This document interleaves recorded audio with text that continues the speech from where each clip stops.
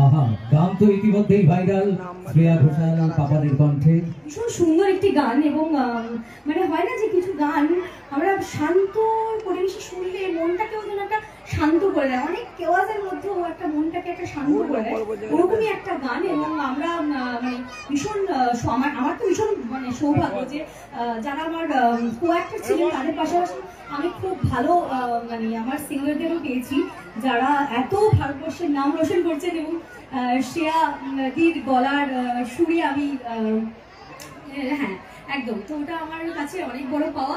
আর সবকিছু আপনাদের জন্য, আপনাদের জন্যই একটা বড় বড় বড় বাহ। আর সত্যি আমাদেরও পরম পাওয়া আপনাকে আজকের এই পবিত্র প্রাঙ্গণে, পবিত্র মঞ্চে।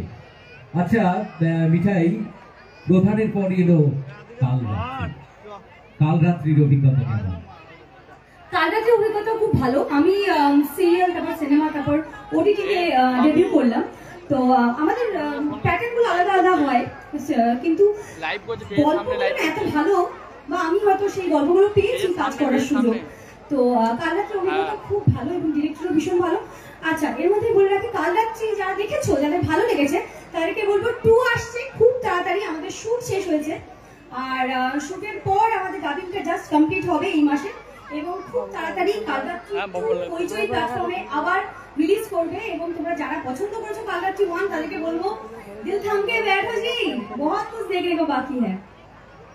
বারাসাত থেকে নাচের জন্যই প্রধানত কলকাতায় আসা, তারপর একে একে এই আমার গুরু দক্ষিণা, তাই তো?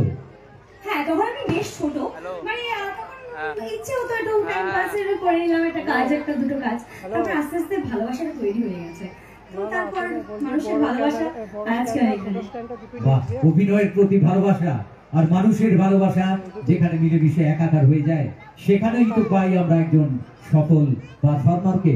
আর মিঠাই এমনই একজন সফল পারফর্মার যিনি যেখানে যান হৃদয়ে জয় করেন, গানে গানে, নাচে তালে।